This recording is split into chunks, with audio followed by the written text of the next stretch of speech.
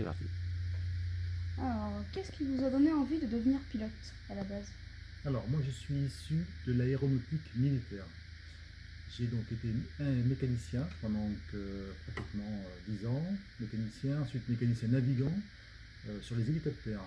Et à l'issue de ça, eh bien, j'avais vraiment envie de devenir donc, pilote et non plus être mécanicien navigant.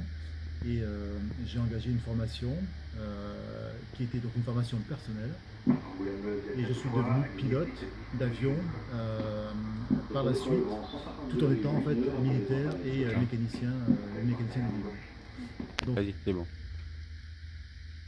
voilà, c'était ça. Alors, vous avez fait quelles études pour arriver à faire justement ce métier? Alors moi je sors d'un bac C, donc un bac technique, enfin pas technique, mais un bac scientifique, il y a très longtemps, des années 80. Donc voilà. À l'issue de ça, donc j'ai fait un lycée militaire, enfin il faut quand même le préciser, j'ai fait un lycée militaire, j'ai eu un bac donc en fait scientifique, et à partir de ça, effectivement, ben, je me suis lancé dans cette carrière-là comme technicien au départ, et pour être pilote, un bac suffisait largement à cette époque-là, voire un petit peu trop même, puisque voilà. Mais hein, dans tous les cas de figure, un bac suffisait hein, dans les années 80. D'accord. Et vous avez eu quel diplôme pour... Alors, les diplômes, en général, pour l'aviation, donc il faut être pilote privé au tout début. Donc, par la phase, au jour d'aujourd'hui, ce qui est très intéressant, c'est le brevet d'initiation aéronautique, le BIA, pour les jeunes. Suivi donc en fait d'une formation pratique et théorique pour devenir pilote privé, ce qu'on appelle le PPL. Donc ça, c'est effectivement la voie commune à tous les pilotes. Il faut commencer par ça. Donc c'est pas la peine de partir dans des grands. Il faut commencer par être pilote privé. Et à l'issue de ça, eh bien donc moi je me suis permis en fait donc de financer toute ma carrière donc de pilote avec le vol aux instruments et ensuite le travail en équipage.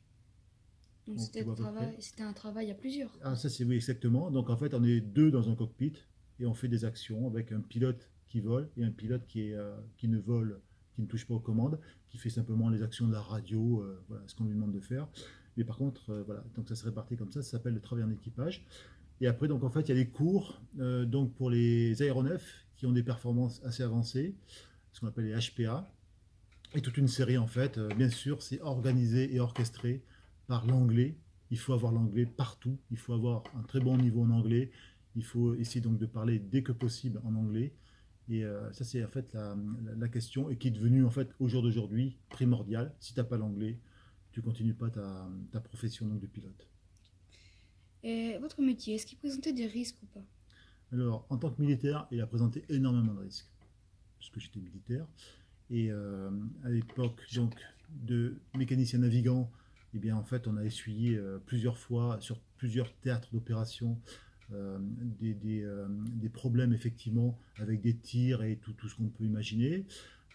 Et donc en général, mais le métier de pilote ensuite, pilote commercial ou pilote de ligne, c'est un métier qui est relativement on va dire sécurisé entre guillemets. Il reste toutefois en fait le terrorisme qui donc ou majoritairement en fait une action qui peut être donc dangereuse pour le pilote, mais ça arrive de moins en moins. Euh, Après, il reste donc les problèmes de panne, de gestion de panne, qui sont indirectement de moins en moins fréquentes parce qu'on est beaucoup suppléé par l'informatique, l'électronique. Donc ça, c'est pratiquement, au jour d'aujourd'hui, un avion vole seul. C'est ce qui fait peur en fait aux passagers, ouais, bien sûr, de voler sans personne devant. Mais au jour d'aujourd'hui, un avion vole absolument seul. Il atterrit, décolle seul. Dans tous les cas de figure, on est là juste pour surveiller des machines. Voilà. Donc ça devient de plus en plus sécurisé par l'informatique, l'électronique. Le facteur humain, il est là, ben, on laisse des pilotes dans les avions parce qu'il en faut, parce que de toute façon, il y en aura toujours besoin. Et le risque est jamais à zéro. Hein. On peut pas, voilà. On peut essayer de s'approcher en fait du 100% donc du non-risque, mais c'est pratiquement impossible parce qu'on ne sait pas quand la panne va arriver. Alors, à quel horaire vous exerciez votre profession? Alors, les horaires, je veux dire, les horaires, Ça c'était les l'heure à horaires laquelle décalés. vous pas embauchiez, militaire, Ah oui, alors les horaires décalés, alors ça c'était c'est le problème euh, du pilote de ligne et qui fait donc du long courrier. T'as pas d'horaire. Donc tu peux décoller à 4 heures du matin et tu peux donc te coucher en fait directement à 16 heures de l'après-midi si tu es arrivé. Mais en général, les vols font 10, 12 heures, des fois 14. Donc voilà, et pendant ce temps-là, tu décolles à l'heure où on te le demande. On te demande de décoller à 2 heures du matin, tu décolles à 2 heures du matin et tu iras te coucher en fait quand tu seras arrivé à destination et que tu auras pris la pendant les navette. vols de 14 heures, vous ne faites pas des relais Non, entre pas du commandants? tout. Donc en fait, à partir de 14 heures, en fait, tu peux changer l'équipage. C'est ce que fait en fait ce que font les grandes compagnies. Mais dans l'absolu, en fait, une fois que tu es lancé dans ces vols-là, ce qu'ils feront assez, comment dire, c'est peu de fois quand même, hein, mais en général, c'est plutôt 10 heures. Et 10 heures, en fait, tu dois être présent, en fait, tu peux être présent. Voilà, donc dans l'absolu, il n'y a pas d'horaire de fixé. Par contre, après, tu as du repos.